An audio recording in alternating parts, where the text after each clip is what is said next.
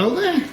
For the last couple of days I've been doing some tests on this little 318 laser, and well, the results are, you know, sort of pretty good actually. What I found was that the power, if you alter the power coming out of the laser, doesn't make that much difference, but what I did, I refocused it to the absolute, you know, sort of pinpoint that I could make, and instead of doing shall we say a scanned image or a dithered image, I vectorized it, or, you know, made a vector image, and it actually comes out good, really good. As you can see, it comes out really well. And I even started to do some lettering with it. Okay, it comes out really good. Now, if you choose a decent type of font, it comes out really well.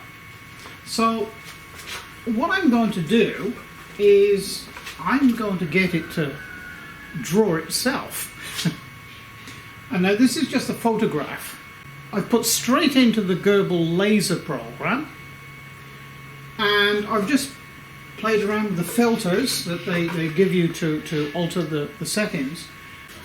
Okay, well, I gave that up as a bad idea because I just don't like what I'm seeing, and I don't think it's going to reproduce a very nice image at all. So I'm going to do something that I know that this can do. Now, this is we all love trees, so this is a heart tree. We'll vectorize that one.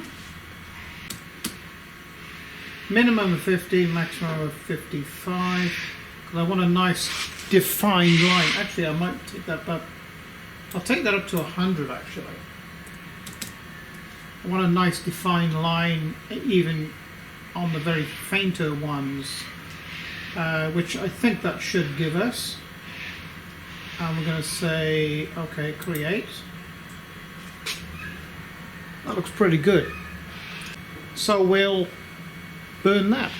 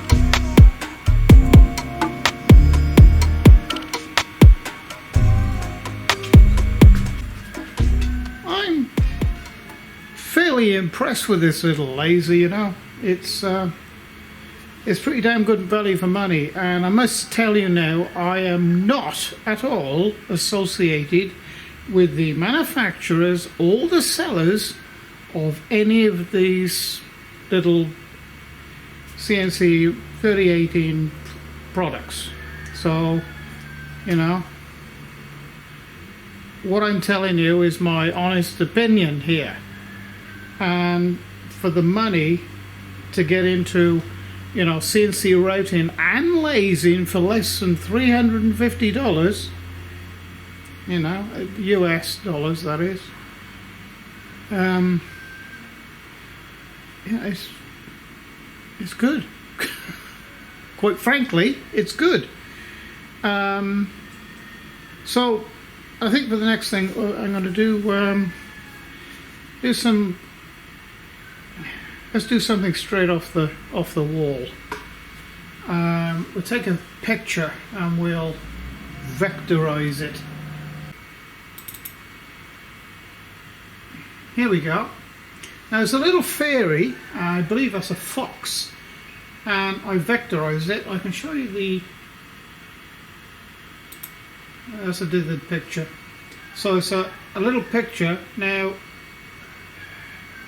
for some reason I can't get the laser to actually, I can't get the program to get the laser to actually do that. It just won't do it. So the only thing I can do to get the closest to resemblance to this is vectorize it, which is that. So we'll have a go at cutting it. I have no idea. I think it's going to be a little burnt here. Maybe the lines are a little bit too close together, I don't know. So what I'll do is I'll set the, oh, we'll do it now. We'll do it right now, this minute. So I'm going to accept that. I'll say next. This figure I think we should bring down to, we'll go down to 50, not 500. Enter, and I'm not going to have the, I'm going to take it up to 200 only to try and stop too much burning. You know, when you got lines narrow together, you know, you're going to end up with this sort of effect. Okay, so in an effort to stop that, and it's actually how I did this one, all right, we'll set it at 5200. I'll leave the size of it that size. Create. It might turn out half reasonable. Well, we'll give it a shot.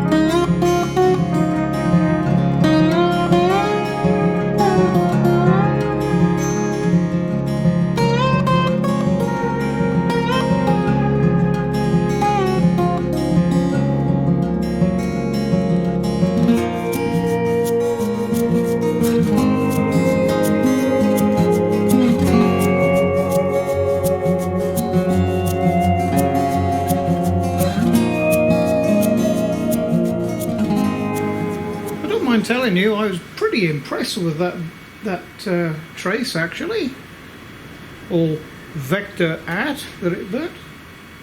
Pretty impressive. So what I'm going to do now is going to give it some text. Okay, so this is just some like 3D text that I just straight out of Windows Works, and I've just taken a snapshot of it and brought it straight in and saved it as a JPEG. Actually, that's the easiest way I've found to do any sort of lettering in this program, because there's no means of actually directly typing lettering into this. So that's the way I would advise to do it. I'm going to leave the settings as they are. I know they're pretty fine, so press next. Now, judging by what it just did with that little fairy and fox, I'm going to take this up to maximum, but I did notice on the fairy's wings, when the laser is moving quite fast, it doesn't have enough time to actually put down a decent burn. The line is very, very faint. So I think if I up this, it might end up being too dark, but we don't know until we try. So I'll put maximum 100% out, which is 255, and we're going to create that. This, incidentally, is the original name of my channel number 1, which is probably the one you're watching this on. Okay, so I'm going to set the 0 up, and we'll see what the little laser makes of this.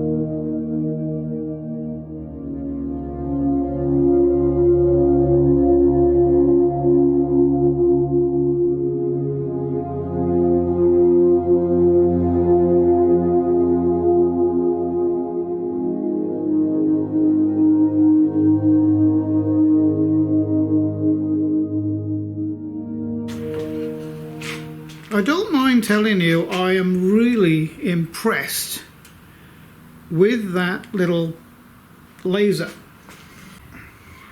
I can tell you now that my big 100-watt laser, or any laser that I've actually operated before, couldn't do a really, sort of maybe marginally better job at producing something like this. Obviously it would do it, the drawing of that little fairy took 37 minutes. Well, my big laser would do that in about probably two to 3 minutes. It would actually do that and not think twice about it. But that is an industrial machine made for turning out product quickly and accurately. But this little 3018 little CNC router, and certainly the little laser, has surprised me